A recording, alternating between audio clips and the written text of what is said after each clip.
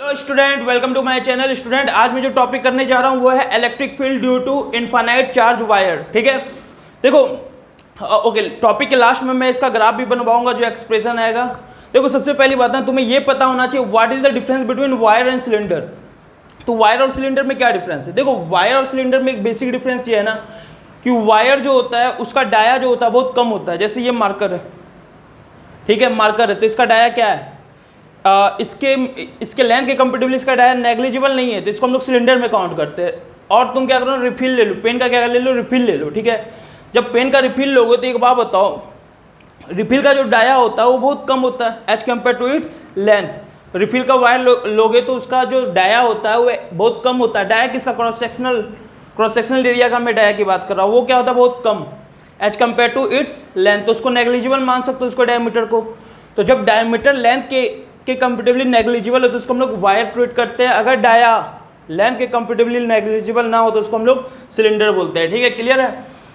तो अब दूसरा डाउट स्टूडेंट के मन में ये आता है, सर ये इनफाइनाइट क्या होता है? मैं कई बार सुना हूँ इनफाइनाइट होता है क्या? 1 करोड़, 10 करोड़, 50 करोड़। देखो student, infinite it's a relative terms ना। ये 1 करोड़, 10 करोड़, ऐसा नहीं कि ये बहुत बड़ा अमाउंट, बहुत बड़ी वैल्यू होती है, ऐसा कुछ भी नहीं है। ठीक है, इनफाइनाइट हो सकता है 10 मीटर को भी तुम क्या बोल सकते हो?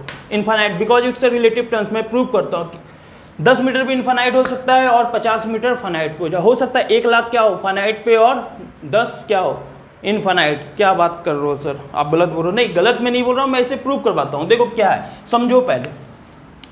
मान लो ये 10 मीटर का वायर है, ठीक है, और तुम 1 mm पे इलेक्ट्रिक फील्ड निकालने जा रहे हो, 1 mm पे इलेक्ट्रिक फील्ड निकालने जा रहे हो।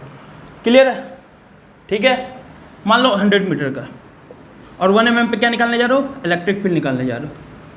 तो एक बात बताओ, ये जो 100 मीटर है mm में कितना हो जाएगा? 100 मीटर mm में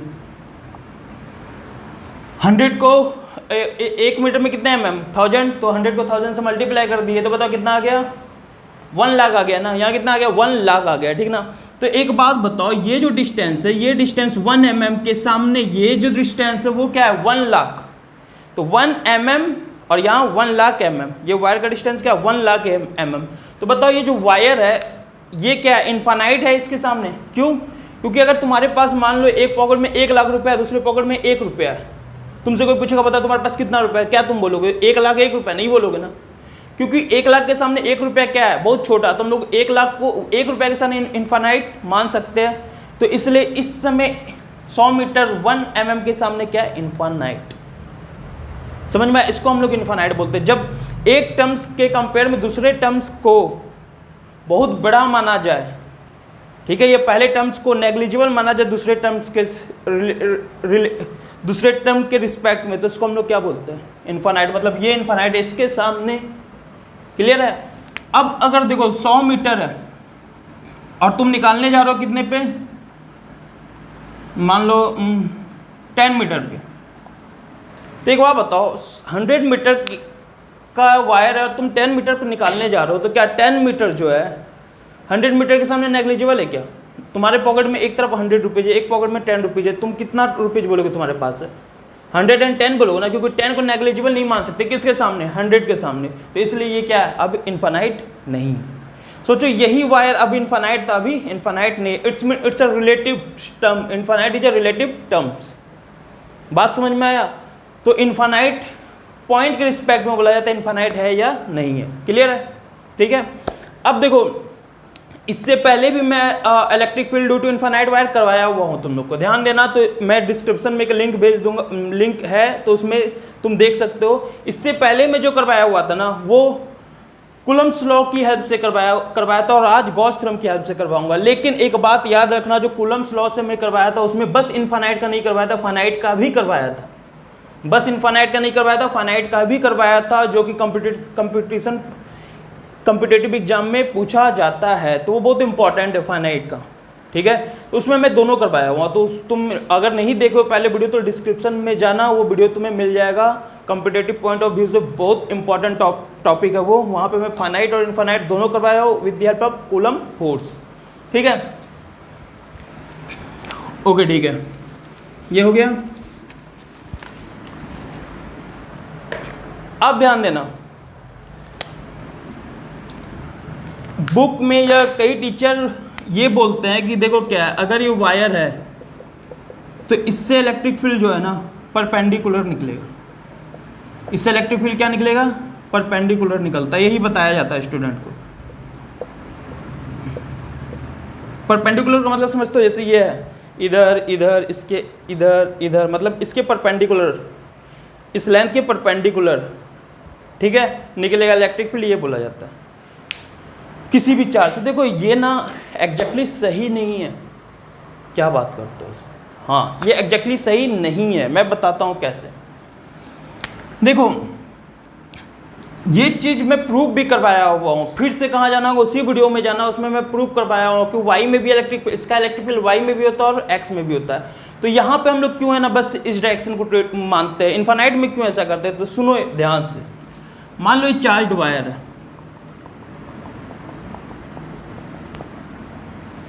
किसी भी पॉइंट पी पे तुम इलेक्ट्रिक फील्ड निकाल रहे हो, तो एक बार बताओ एक छोटे से एलिमेंट के लिए इसका इलेक्ट्रिक फील्ड इस पॉइंट पे क्या होगा, इधर की ओर होगा डी ई, ये मान लो थीटा बना रहा है, ध्यान से देखना, ये भी क्या होगा थीटा, तो इधर क्या चला जाएगा डी ई कॉस थीटा, और नीचे क्या चला जाएगा D E sine theta. Okay sir, अब अगर यही एलिमेंट यहाँ लेते, इधर लेते एलिमेंट, ठीक है, इधर लेते एलिमेंट, तो इसका इलेक्ट्रिक फील्ड बताओ इस पॉइंट पे किधर जाएगा, इधर, ये क्या होगा D E, sorry D E, तो ये थीटा, तो ये भी थीटा, क्योंकि सेम डिस्टेंस पे लिए दोनों को, तो बताओ ये भी थीटा, ये थीटा, तो ये थीटा, तो इधर क्या जाएगा डी ई कॉस थीटा, और इधर क्या जाएगा डी ई साइन थीटा। अब एक बात बताओ, वाई में जो है दोनों एक दूसरे को क्या कर दिया, कैंसिल कर दिया ना, क्योंकि इसका डी साइन थीटा नीचे जा रहा है, इसका डी साइन थीटा ऊपर जा रहा है, दोनों इक्वल है क्योंकि इक्वल डिस्टेंस पे लिए थे, तो दोनों एक दूसरे को क्या कर दिया, कैंसिल, तो बचा बस क्या एक्स में, तो इसलिए हम लोग इस डायरेक्शन में लेते हैं। सर हमेशा ऐसा होगा, एकदम भी नहीं, ध्यान देना, ठीक है, ध्यान देना, ये बहुत कम बुक में मिलता है, तो ये चीज़ सुनो ध्यान से, एकदम भी नहीं, ऐसा जरूरी नहीं है। तो सर ऐसा कब नहीं होगा, तो वो सुनो, कब नहीं होगा तो वो सुनो, मैं बताता हूँ कब नहीं होगा। अगर मान लो ये फाइनाइट वायर होता, अगर ये फाइनाइट वायर होता, तुम यहाँ पे इलेक्ट्रिक फील्ड निकालने जा रहे हो पॉइंट पी पे, ठीक है, तो एक बात बताओ, इनफाइनाइट में तो कहीं पे भी मानो पॉइंट नीचे भी इनफाइनाइट जा रहा है, ऊपर भी इनफाइनाइट जा रहा है, तो दोनों सिमेट्रिकल हो जाता है, ठीक है। अब यही इनफाइनाइट वायर है, फाइनाइट वायर है, फाइनाइट, तो अब बताओ वाई एक्सिस में यहाँ क्यों कैंसिल हो रहा था, क्योंकि जितना ऊपर लेंथ था उतना ही नीचे, तो जितना ऊपर चार्ज उतना ही नीचे, तो दोनों एक दूसरे के वाई एक्सिस को कैंसिल कर रहा था। लेकिन इस केस में चार्ज नीचे क्या है, कम, और ऊपर चार्ज क्या है, ज़्यादा, ज़्यादा, ऊपर ज़्यादा नीचे कम, तो बताओ इसका जो वाई एक्सिस ऊपर जा रहा था और इसका जो वाई एक्सिस नीचे जा रहा था, ये चार्ज इसका पूरा वाई कैंसिल कर पाएगा क्या, एकदम भी नहीं कर पाएगा, क्योंकि नीचे वाला कमजोर ऊपर वाला मजबूत, तो नीचे इसका इलेक्ट्रिक फील्ड कहाँ था, नीचे, ये रहेगा, ये क्योंकि ये जो है इसकी पूरी इलेक्ट्रिक फील्ड को कैंसिल नहीं कर पाएगा, ठीक है। तो इस केस में वाई एक्सिस पे भी इलेक्ट्रिक फील्ड होता है और एक्स एक्सिस में भी इलेक्ट्रिक फील्ड होता है, ये बात ध्यान रखना, कंपटीशन में कई बार ये क्वेश्चन पूछा गया है, ठीक ना। तो इसके रिलेटेड जो है तुम्हें क्वेश्चन करना है, तो मैं जो डिस्क्रिप्शन में वीडियो बता रहा हूँ उसमें सब कुछ करवाया गया है इसमें, ठीक है, इसके रिलेटेड। तो इस केस में वाई में होगा, किधर होगा, तो ये इसका वाई नीचे जा रहा है ना, और इसका वाई कहाँ जा रहा था, ऊपर, और दोनों का एक्स इधर जा रहा था, तो इसका वाई जीतेगा ना, क्योंकि इसमें चार्ज ज़्यादा इसमें कम है, तो नेट इलेक्ट्रिक फील्ड वाई में नीचे भी होगा और एक्स में भी होगा, तो इस केस में वाई में भी और एक्स में भी। तो ये बात समझ में आया कि इलेक्ट्रिक फील्ड जो है बस परपेंडिकुलर टू द लेंथ नहीं निकलता, पैरेलल भी निकलता है, और वो इस केस में होता है, इस केस में इनफाइनाइट में नहीं होता है। लेकिन किसी कुछ बुक में और टीचर ये बता देते कि इलेक्ट्रिक फील्ड बस परपेंडिकुलर टू द लेंथ निकलता है, ये गलत कॉन्सेप्ट है, तभी निकलता तो दोनों साइड, लेकिन क्या होता है वाई में कैंसिल हो जाता है जब तुम इनफाइनाइट की बात करते हो। तो ये भी क्लियर हो गया होगा तुम्हें। अब हम लोग स्टार्ट करते हैं मेन टॉपिक पे। देखो एक एक चीज़ बताना बहुत ज़रूरी है, क्योंकि तुम पढ़ रहे हो क्या, फिजिक्स, कॉन्सेप्ट क्लियर होना जरूरी है, बस आर्टिकल्स रटने की जरूरत नहीं है। कॉन्सेप्ट क्लियर है तो अपने आप आर्टिकल्स पता चल जाए कैसे क्या करना है, ठीक ना। तो हम लोग स्टार्ट करते हैं क्या, ओके। अब देखो इनफाइनाइट चार्ज वायर है, इनफाइनाइट चार्ज वायर है, इसमें देखो एक जगह और स्टूडेंट गलती करते हैं, मैं वो भी गलती तुम लोग को बता देता हूँ।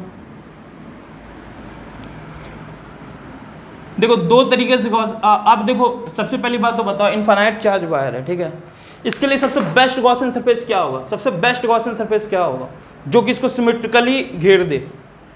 सबसे अच्छा क्या होगा बताओ सर? सिलेंडर, जाहिर सी बात है सिलेंडर होगा। सिलेंडर इसको सिमेट्रिकली घेर देगा। किसी लाइन को मान लो पेन का रिफिल जब जाता है, पेन का रिफिल जब पेन के अंदर जाता है तो सिमेट्रिकल, उस रिफिल से चारों तरफ का डिस्टेंस क्या होता है? सिमेट्रिकल होता है ना, इक्वल होता है ना, क्योंकि वो सिलेंडर होता है। क्लियर है?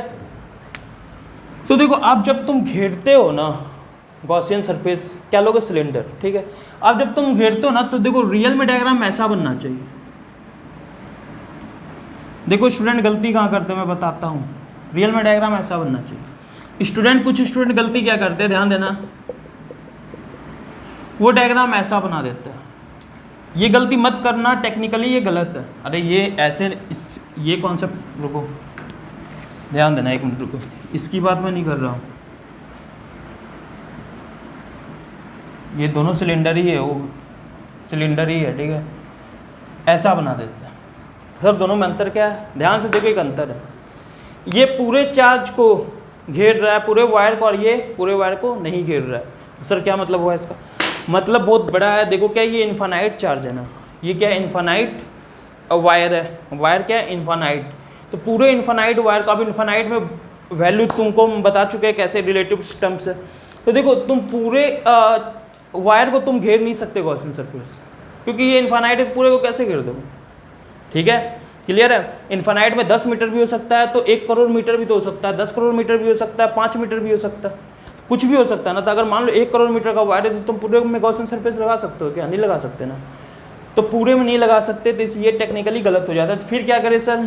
इसका कोई एक छोटा सा पार्ट पे गॉस थ्योरम अप्लाई करो। किसी एक छोटे पार्ट पे क्या करो? गॉस थ्योरम अप्लाई करो। जो छोटे पार्ट पे आएगा वही पूरे पे आ जाएगा। ये हमें बाद में पता चल जाएगा मैं ऐसा क्यों कर रहा हूँ, वो भी मैं बता दूंगा कि क्यों छोटे पे पार्ट पे लगा रहे लेकिन सभी की वैल्यू आ जा रही है। क्योंकि लास्ट में जो एक्सप्रेशन आएगा ना इलेक्ट्रिक फील्ड का, तो वो लेंथ पे डिपेंड नहीं करेगा इसके। समझ में आया? ठीक है, तो ये टेक्निकली सही, ये टेक्निकली गलत है। इस पर नंबर हो सकता है टीचर काटने चाहे तो काट सकते हैं। ठीक है, क्लियर है? तो ये बात याद रखना, ऐसा गॉसियन सरफेस बनेगा। तो सर अब तो बोले थे गॉसियन सरफेस के अंदर सभी चार्ज को रखना होता है। अरे जितना चार्ज अंदर है ना उसी से हम लोग इलेक्ट्रिक फील्ड निकालने जा रहे हैं। पूरे से हम लोग निकालेंगे भी नहीं, लेकिन बाद में पता चलेगा कि इलेक्ट्रिक फील्ड की जो वैल्यू वो लेंथ पर डिपेंड ही नहीं करती। तो अब तुम इतने से निकालो या पूरे से निकालो, बात बराबर है। ठीक है, क्लियर है? ओके, तो सबसे पहला स्टेप क्या होता है हम बताए हुए, तो बताओ जल्दी जल्दी सभी। सबसे पहला स्टेप क्या होता है? Draw the Gaussian surface. बना दिए सर। उसी स्टेप में क्या होता है? Find the angle between area vector and electric field. Okay, एक बात बताओ, सिलेंडर के पास कितना एरिया होता है? सिलेंडर के पास कितने सरफेस होते हैं? सरफेस कितने होते हैं सिलेंडर के पास? कितने सरफेस होते हैं? तो कितने होते हैं बताओ? 3 सरफेस होते हैं। सर कहाँ का? देखो ये टॉप सरफेस, ये बॉटम सरफेस और ये कर्व सरफेस। इनके पास 3 सरफेस होता है। सर स्फीयर के पास कितने होते हैं? एक ही सरफेस होता है उसके। सर क्यूब के पास कितने होते हैं? तो अब क्यूब के पास कितने सरफेस होते हैं ये तुम लोग को पता है, 6। ठीक है, सभी के पास क्या होते हैं? अलग अलग सरफेस होते हैं। क्लियर है? बात समझ में आ रहा है मैं क्या बोल रहा हूँ? तो सिलेंडर के पास कितने सरफेस है? टॉप सरफेस, बॉटम सरफेस और क्या? Curve surface. ठीक है, अगर इतना पता चल गया हो तो कमेंट में मुझे ये बताना फ्रस्टम के पास कितने सरफेस होते हैं। फ्रस्टम शायद जानते होगे, नहीं जानते तो गूगल पे सर्च करो और मेरे को बताना फ्रस्टम के पास कितने सरफेस होते हैं। ठीक है, क्लियर है? 10th में पढ़ो फ्रस्टम तुम लोग, तो बताना फ्रस्टम के पास कितने सरफेस होते हैं। ठीक है, ओके, हम लोग स्टार्ट करते हैं करना इस पे। हाँ, तो हमारे पास कितने सरफेस है? 3 सरफेस। तो तीनों में हम लोग क्या निकाले? तीनों का सबसे पहले क्या बनाओ? Area vector. 3 सरफेस तो 3 एरिया वेक्टर। स्क्वायर में कितने सरफेस थे? एक, तो वहाँ पे एक ही एरिया वेक्टर था। अब यहाँ पे 3 एरिया वेक्टर होगा। बताओ कर्व सरफेस का एरिया वेक्टर क्या होगा? कर्व सरफेस का एरिया वेक्टर इसका। तो बताओ कर्व सरफेस किस शेप में? सर्कुलर शेप में ना, सर्कुलर शेप में। सर्कल का एरिया अब वेक्टर क्या होता है? रेडियस। तो कर्व सरफेस का भी एरिया वेक्टर क्या होगा? इसका रेडियस, क्योंकि रेडियस सरफेस का क्या होता है? 90 डिग्री। और एरिया वेक्टर होता है क्या? क्लोज सरफेस में, किसी भी क्लोज सरफेस या 3D close surface, 3D body और क्लोज्ड हो तो क्या होता है area vector? Perpendicular to the surface and outward. ठीक है, आउटवर्ड। तो बताओ इसका जो होगा एरिया वेक्टर क्या होगा, इसका 90 डिग्री, और जो 90 डिग्री इसका क्या होता है, रेडियस, तो ये इसका क्या होगा, एरिया वेक्टर ds। ठीक है, क्लियर है। इसका एरिया वेक्टर बताओ ऊपर ds, और इसका area vector outward, perpendicular outward ds। अब बताओ इससे इलेक्ट्रिक फील्ड कैसे निकल रहा है। अभी मैं बताया था इनफाइनाइट, इसलिए इलेक्ट्रिक फील्ड कैसे निकल रहा होगा, ऐसे परपेंडिकुलर, लेंथ के परपेंडिकुलर, तो मतलब ये रेडियली बाहर निकल रहा है ना, जैसे ये है ऐसे ही बाहर निकल रहा है ना, ऐसे ऐसे बाहर निकल रहा है। ठीक है, तो इलेक्ट्रिक फील्ड भी इसका किधर है, इधर चारों तरफ है, ऐसे ऐसे ऐसे, लेकिन सब जगह इस पूरे कर्व सरफेस में, एक पूरा कर्व सरफेस एक ही सरफेस में गिना जाता है ना, तो तुम एक में एंगल शो कर दो। ठीक है, इलेक्ट्रिक फील्ड चारों तरफ है। अब इधर बताओ, इधर इलेक्ट्रिक फील्ड किधर है, इधर, क्योंकि ऐसे इलेक्ट्रिक फील्ड निकल रहा है, इधर इलेक्ट्रिक फील्ड किधर है, इधर। ओके ठीक है। अब बताओ यहाँ पे एंगल थीटा की वैल्यू क्या है, यहाँ पे 0। थीटा क्या होता है, इलेक्ट्रिक फील्ड और एरिया वेक्टर के बीच का एंगल। यहाँ पे थीटा की वैल्यू बताओ क्या, 90 डिग्री। यहाँ पे भी थीटा की वैल्यू क्या है, 90 डिग्री। यहाँ तक किसी को कोई डाउट है? ठीक है, अगर लेक्चर बहुत अच्छे से समझ में आ रहा तो नीचे कमेंट्स में लिख देना अंडरस्टूड, और बहुत अच्छे से अगर समझ में आ जाए लास्ट तक देखते देखते, तो दिल से जो भी कॉम्प्लीमेंट निकले मुझे बता देना, मैं भी खुश हो जाऊँगा। क्या बात है, ठीक है, ये हो गया। अब हम लोग क्या करते हैं, पहला step complete, draw the Gaussian surface and find the angle between electric field and area vector. अब हम लोग दूसरा क्या था, flux equal to E dot D S को हम लोग को सॉल्व करना होता है। ओके सर, इसे सॉल्व करना होता है। अच्छा, ये गोला का क्या मतलब होता है? गोला का मतलब देखो होता है क्लोज्ड बॉडी। ये बॉडी इस समय क्या है, क्लोज्ड, जिस पे निकालने जा रहे हो बॉडी क्या है, क्लोज्ड। अभी पता है क्लोज्ड, हाँ सर, क्यों? क्योंकि इधर से भी बंद है, इधर से भी बंद है, और इधर से भी ये क्या है, बंद है। इसको हम लोग क्या बोलेंगे, क्लोज्ड बोलेंगे।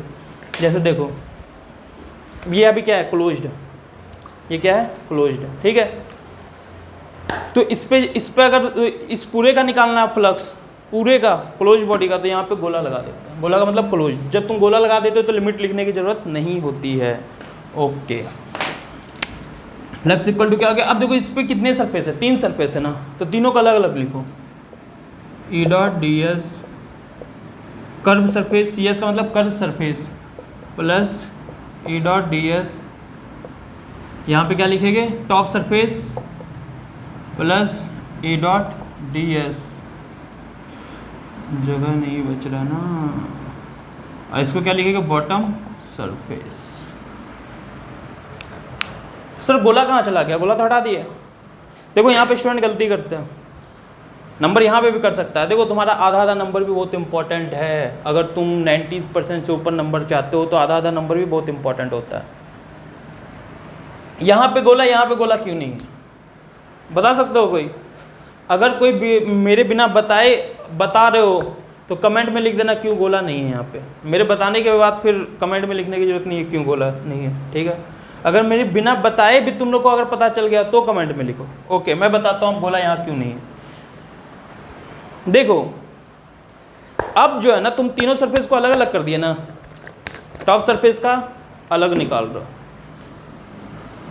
बॉटम सरफेस का इसको भी निकाल दिया, निकल नहीं पाएगा इससे, मान लो निकाल दिए, इसका अलग, और ये क्या हो गया, अलग। अब बताइए ओपन, ये जो है कर्व सरफेस ओपन है कि क्लोज? ओपन है। क्लोज कहाँ है? इधर से तो ओपन हो गया ना, इधर से भी ओपन हो गया, तो ये भी ओपन बॉडी, ये भी ओपन बॉडी, और ये भी अकेला टॉप सरफेस अकेला ओपन ही है।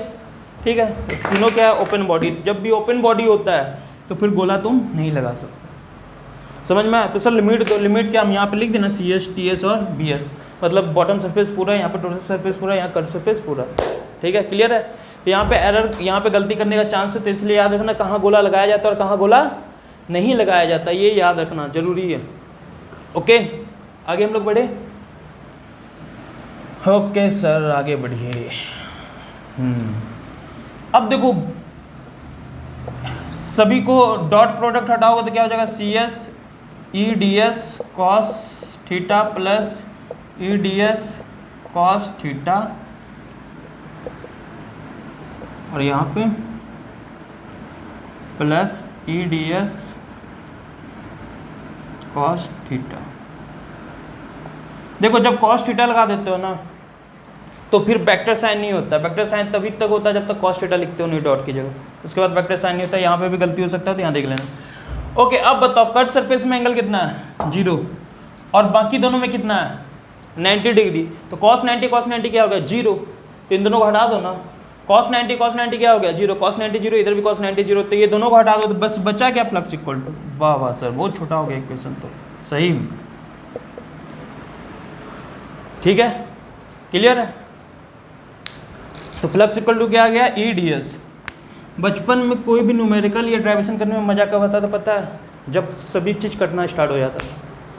जब कुछ कटने लगता है तो फिर मज़ा आ जाता है, ओहो अब बहुत छोटा हो गया, अब ईजी हो गया, हौसला बढ़ जाता है ना, याद है ना।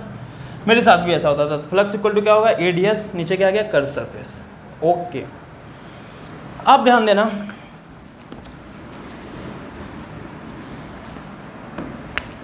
फ्लक्स इक्वल टू ई को हम बाहर कर सकते हैं, बता सकते हो क्यों?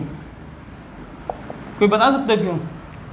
देखो ई को हम क्यों बाहर किए, ई कांस्टेंट है सर, क्यों कांस्टेंट है? देखो इस लाइन से किसी भी सरफेस पे जाओ, इस लाइन से किसी भी सरफेस पे जाओ, कर्व सरफेस में सभी से इलेक्ट्रिक फील्ड, ये जो है ये जो डिस्टेंस है सभी सरफेस से क्या होगा सेम ही होगा ना। तो ई की वैल्यू हर जगह क्या होगी सेम, क्योंकि लाइन चार्ज से हर सरफेस का डिस्टेंस क्या है सेम। दूसरी बात एंगल की बात करते हैं, हर जगह पे इलेक्ट्रिक फील्ड एरिया वेक्टर से कितना एंगल बनाएगा 0, क्योंकि एरिया वेक्टर भी इधर इलेक्ट्रिक फील्ड भी इधर, तो इस वाले पार्ट पे एरिया वेक्टर इधर इलेक्ट्रिक फील्ड भी इधर।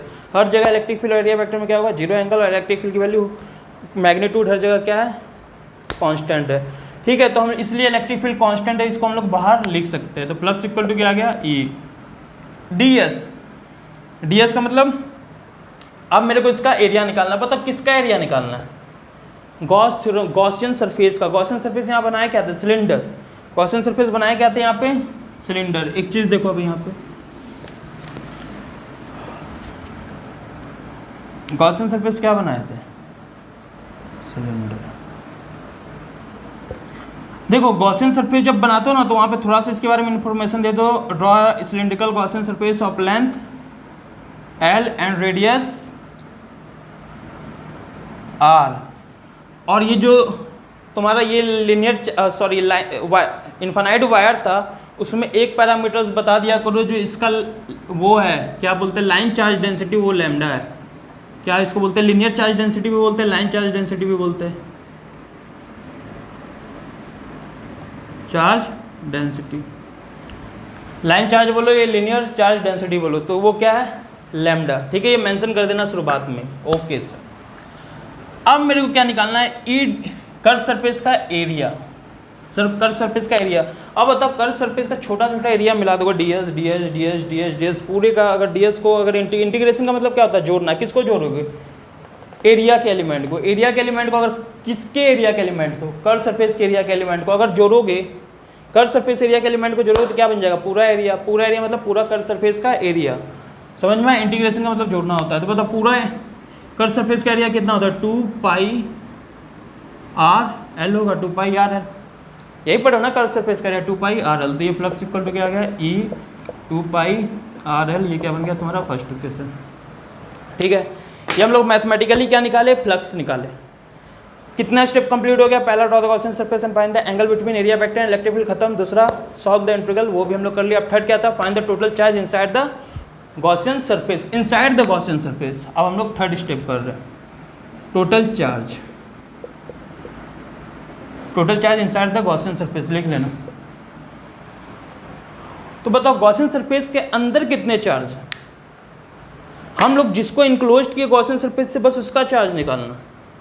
तो इसके अंदर कितना चार्ज है सर, लैम्डा जो है line charge density, linear charge density जो है वो लैम्डा है। 1 यूनिट में कितने चार्ज लैम्डा चार्ज, 2 यूनिट में 2 लैम्डा, 3 यूनिट में 3 लैम्डा। तो बताओ गॉसियन सरफेस के अंदर कितना लेंथ है इसका, इनफाइनाइट वायर का कितना लेंथ है, कितना है बताओ कितना है।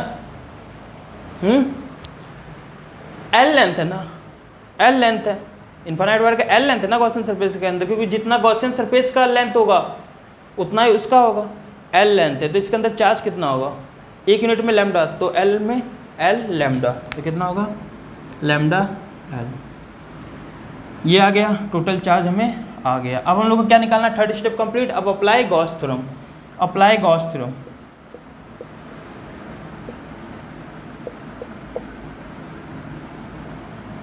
अप्लाई गॉस थ्योरम, ठीक ना। तो बताओ फ्लक्स इक्वल टू क्या होता है, Q upon epsilon not. Q की वैल्यू कितनी आई है, lambda L upon epsilon not. तो फ्लक्स आ गया lambda L upon epsilon not. ये बन गया हमारा सेकेंड इक्वेशन। अब देखो फ्लक्स हम दो तरीके से निकाले, एक तो मैथमेटिकली, दूसरा गॉस थ्योरम की हेल्प से। दोनों का लेफ्ट साइड इक्वल है, दोनों का लेफ्ट साइड इक्वल, इधर भी फ्लक्स इधर भी फ्लक्स, तो दोनों का राइट साइड भी क्या होगा, इक्वल। दोनों को इक्वल कर ले, इलेक्ट्रिक फील्ड की वैल्यू तुम्हें पता चल जाएगी, ठीक है।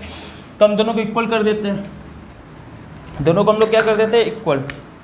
तो बताओ क्या आ गया, E2 pi R L equal to lambda L upon epsilon nought. L ने एल को मारा तो E इक्वल टू क्या आ गया, 1/2 pi epsilon nought lambda upon R. ये बन गया तुम्हारा फॉर्मूला, ठीक है। देखो लेंथ पे डिपेंड कर रहा है क्या इलेक्ट्रिक फील्ड, नहीं ना, इसलिए मैं बताया था। आप ध्यान देना सर, यहाँ पे ना थोड़ी सी कमी लग रही है। क्या कमी लग रही है, अगर यहाँ 4 पाई आता तो मज़ा आ जाना था फिर, क्योंकि 1/4 पाई एप्सिलॉन नॉट को हम लोग क्या बोलते हैं, कूलम कांस्टेंट, और उसकी वैल्यू क्या आती है 9 × 10⁹ रेडीमेड वैल्यू सर मिल जाती है। किसको रेडीमेड नहीं पसंद है, सभी को। तो कोई बात नहीं, क्या करो 2 से मल्टीप्लाई कर दो और 2 से डिवाइड। तो 2 2 जाइए क्या बन जाएगा, 2 से मल्टीप्लाई 2 से डिवाइड, तो 2 से डिवाइड के पहले से 2 था, 2 2 जाए क्या बन गया 4। अब इसको हम लोग क्या लिख सकते हैं, इसको हम लोग क्या लिख सकते हैं, equal to K2 lambda upon R, ठीक है, क्लियर है। ये बन गया इलेक्ट्रिक। पहले जैसे था 1/2 pi epsilon nought lambda upon R भी छोड़ सकते हो, कोई गलत नहीं करेगा। इससे कि तुम्हें K की वैल्यू रेडीमेड पता है, इसलिए हम ये कर दिए, ठीक है। तो ये तुम्हारा क्या गया, electric field due to infinite, electric field due to infinite charge wire, ठीक है, क्लियर है। कोई डाउट है तो पूछ लो, कोई भी डाउट है तो पूछ लो। चलो अब हम लोग इसका क्या बनाते हैं, ग्राफ बनाते हैं।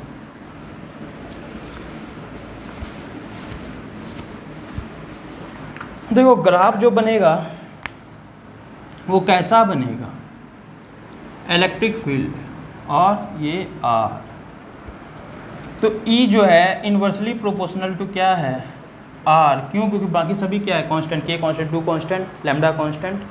तो इन्वर्सली प्रोपोर्शनल टू क्या है, आर। इन्वर्सली प्रोपोर्शनल का ग्राफ तुम्हें पता है, तो इन्वर्सली प्रोपोर्शनल का ग्राफ हमें सर पता है, तो इसको तुम ऐसे बना दो। इन्वर्सली प्रोपोर्शनल का ग्राफ यही होता है ना, ठीक है, मैथ में सभी पढ़े हुए होंगे। इसको हम लोग रेक्टेंगुलर हाइपरबोला भी बोलते हैं। तो ये ग्राफ हो गया E और R का, तो ये ग्राफ होगा। एक बात याद रखना कि ये यहाँ पे कट नहीं करेगा, कभी भी कट नहीं कर सकता, पैरेलल ले जाना लास्ट में। क्यों, क्योंकि इलेक्ट्रिक फील्ड की वैल्यू 0 कहाँ होगी, इलेक्ट्रिक फील्ड की वैल्यू 0 कहाँ होगी, 0। देखो यहाँ तक इलेक्ट्रिक फील्ड की वैल्यू कुछ ना कुछ है, देख लो 0 कहाँ होगी, जब R की वैल्यू क्या हो, इन्फानाइट। जब ये इन्फानाइट होगी तो जाके इलेक्ट्रिक फील्ड 0 होगी, तो इन्फानाइट पे जाके होगी ना। तो इसलिए इन दोनों को कभी इंटरसेक्ट मत करवाना, इन दोनों को पैरेलल ले जाना, क्योंकि पैरेलल मिलता है कहाँ, इन्फानाइट पे। इन्फानाइट सर होता है क्या, इन्फानाइट। आ गई बात समझ में, क्लियर है। तो ये तुम्हारा ग्राफ है और ये कर लिए। लेक्चर अच्छा लगा हो तो कमेंट कर देना। 1 मिनट रुक जाओ अभी। हाय सुनो, अभी मैं ये टॉपिक करवाया हूँ और जो अगला टॉपिक होगा ना वो तुम्हारा सिलेंडर पे होगा। हॉलो सिलेंडर में करवाऊंगा, उसके बाद सॉलिड सिलेंडर में, उसी टॉपिक में दोनों टॉपिक सेम में कवर होगा। Electric field due to hollow cylinder करवाऊंगा, electric field due to solid cylinder करवाऊंगा, ठीक है, क्लियर है। वो बहुत इंपॉर्टेंट है कंपटीटिव पॉइंट ऑफ व्यू से, और CBSE बोर्ड वालों के लिए भी इंपॉर्टेंट होगा वो टॉपिक। तो उस वीडियो का भी लिंक मैं इस वीडियो के डिस्क्रिप्शन में डाल दूंगा, तो वो भी वीडियो देख लेना। अगर वीडियो अच्छा लगा हो तो थम्स अप करो और अच्छे अच्छे कमेंट्स कर सकते हो। और दूसरी बात, बेल आइकन को प्रेस जरूर कर देना, क्योंकि मैं लगातार वीडियो बना रहा हूँ, ठीक है ना। और तुम्हें नोटिफिकेशन जल्द से जल्द मिल जाएगा जैसे मैं नया वीडियो अपलोड करूँगा, तो ठीक ना। ओके, अगर कोई डाउट हो तो कमेंट सेक्शन में पूछ सकते हो, नो प्रॉब्लम। मैं 24/7 अवेलेबल हूँ, ठीक ना। ठीक है, फिर मिलता हूँ नेक्स्ट वीडियो में। जय हिंद, जय भारत।